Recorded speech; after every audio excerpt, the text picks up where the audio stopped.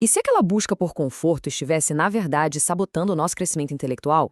Vamos mergulhar numa análise que argumenta exatamente isso, desafiando de frente a mentalidade de autoajuda. Pois é, a palestra já começa com essa frase que é uma verdadeira provocação. Ela já define o tom de tudo que vem a seguir, uma crítica bem direta à mentalidade de autoajuda. A ideia central, no fundo, é simples. Muita gente não está buscando um desafio para crescer, mas sim um tipo de alívio para se sentir melhor no momento. E isso nos leva direto para a primeira grande distinção. A palestra traça uma linha muito clara entre o que é buscar conforto e o que é se engajar de verdade num treinamento intelectual rigoroso. Olha só, aqui a crítica fica bem visual, né? A fonte argumenta que muitos se aproximam de guias intelectuais como se estivessem entrando numa sessão de terapia, sabe? Procurando uma figura quase parental para proteger do mundo. Só que a proposta seria o exato oposto. Um treinamento para guerreiros culturais, o que exige aceitar os riscos, encarar a realidade de frente, sem nenhum tipo de proteção. Tá, mas como é que essa busca por conforto consegue sabotar o progresso intelectual? A palestra aponta para um erro psicológico bem específico, o que ela chama de armadilha do julgamento. A palestra descreve esse padrão que é bem destrutivo. Tudo começa com a admiração por alguém que se considera superior, seja em conhecimento ou em habilidade. Mas aí, ao descobrir uma falha mínima, um pecadinho, a pessoa usa isso de pretexto para condenar e descartar a figura inteira. É um mecanismo para se sentir libertado daquela admiração, acreditando, falsamente, que superou quem antes admirava. E a consequência disso é apresentada de uma forma bem dura. Não se trata de uma crítica construtiva, mas de um puro auto-engano que simplesmente trava o desenvolvimento. É um erro que, segundo a fonte, aniquila a capacidade de aprender, basicamente destruindo a própria inteligência no processo.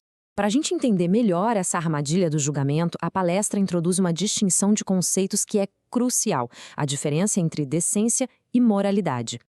Então vamos lá. A palestra separa duas coisas. Primeiro, a decência, que tem a ver com aparências, com a conduta pública. É aquela história da mulher de César. Não basta ser honesta, tem que parecer honesta, o que exige um tipo de teatro permanente. Do outro lado, a gente tem a moralidade, que é interna, uma questão de ser honesto de verdade, com a própria consciência. O erro acontece quando se confunde as duas coisas e se julga a moral de alguém usando critérios de decência pública. Certo.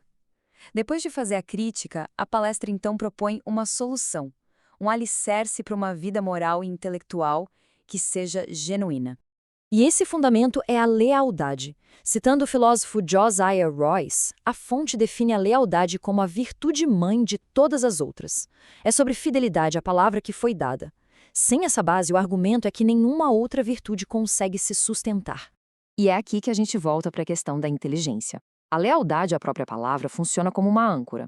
Pensa bem, se uma pessoa não consegue confiar no que ela mesma diz, mudando de ideia conforme as emoções, como é que ela pode pensar com clareza? A inteligência, portanto, precisa dessa base firme para poder funcionar direito. E para ilustrar todos esses pontos, para amarrar tudo isso, a palestra vai buscar um exemplo histórico poderosíssimo, as últimas horas de Sócrates, como foi narrado no diálogo Fédon, de Platão. O cenário aqui é tudo. Sócrates não está discutindo a morte numa sala de aula, protegido por uma instituição.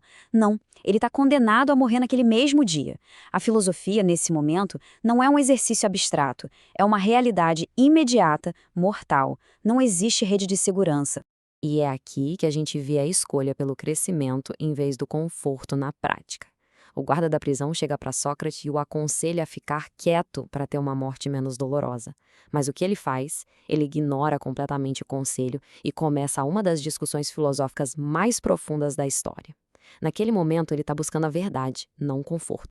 Tá, e qual é o argumento dele? De um jeito bem resumido, ele argumenta que nós temos conceitos, como por exemplo a ideia de igualdade perfeita, que não poderiam ter sido aprendidos só pela experiência, porque a gente nunca vê a igualdade perfeita no mundo real. Portanto, a alma já deve ter conhecido essas ideias antes mesmo de nascer. Isso sugere que existe algo antes e, por consequência, vai existir algo depois. Para Sócrates, a morte é só uma passagem, um retorno ao estado eterno da alma. E aí a palestra conecta a visão de Sócrates diretamente com o nosso tema. A inteligência nesse contexto não pertenceria à personalidade do dia a dia, Essa que muda o tempo todo, que é a animal. A verdadeira inteligência seria um reflexo daquela parte permanente e indestrutível, a alma sobre a qual Sócrates estava falando.